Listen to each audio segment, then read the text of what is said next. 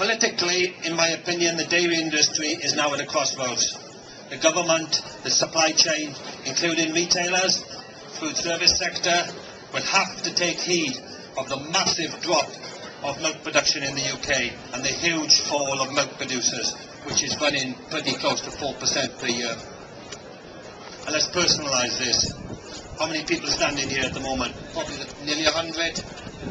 But on those sorts of figures, even at Welsh level alone, we are looking at between 60 and 70 producers exiting this industry in the next 12 months.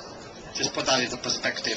As I stated earlier, I genuinely believe and have faith, and I believe that the farmer-owned business model, well governed, well managed, with a proper product mix, run professionally, will be the way forward to improve dairy farmers' fortunes, as we have seen with examples with other farmer-owned businesses. The industry is facing an awful lot of issues at the moment. Volatility is on the increase.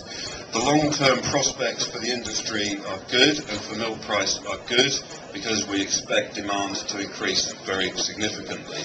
But we have to keep our focus on consumer, drive demand and deliver value. Can I just say, contrary to some of the comments I heard yesterday, this is not a dead or dying industry. You know, look around you, look at the suppliers, look at the atmosphere in this dairy event, and it does give us a balance to the rest of the time I spend with NFU, because very often we forget what a dynamic industry this is. And I'll come to some of the problems in a minute, but we've had both the farming minister and the shadow farming minister on the stand yesterday and today, and I told them they were both surprised at the size of the supply industry. They're both new ministers. They were surprised at the size and the scale of the supply industry. And I told them if they don't remember anything else about a dairy event, the one thing they should remember is how little money it takes to make the difference between a farmer who is contemplating giving up on dairying or having confidence in investing for the future. We have now a three-tier industry. We have people who are selling liquid milk who are getting reasonably good prices, are reasonably happy and are investing for the future and do have confidence. We have then huge numbers of farmers supplying milk for other products and middle ground liquid who are not getting such a good price, and there's an awful lot that's got to be done there. And then at the very bottom, we do have, since June, ex-DFOB members who are getting a totally unsustainable price, and that's got to change. And I've already challenged all the processors and milk buyers to either give these people a proper contract showing commitment and pay them properly for that milk, taking a long-term view, or they must release them from any significant notice period. You cannot have farmers operating on a market return contract with a 3 to 6 month notice. That is totally wrong, totally unfair. If you're on the spot market, you must be free to move around if you wish, if there's a better price to be had elsewhere.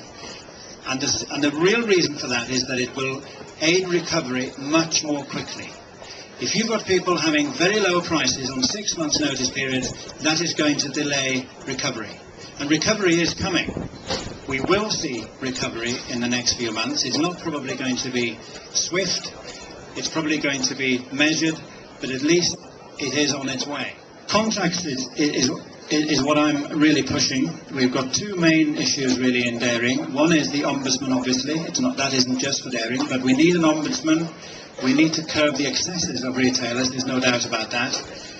But contracts, we launched our contracts campaign yesterday, or relaunched it, because we've been talking about contracts now for 2 or 3 years.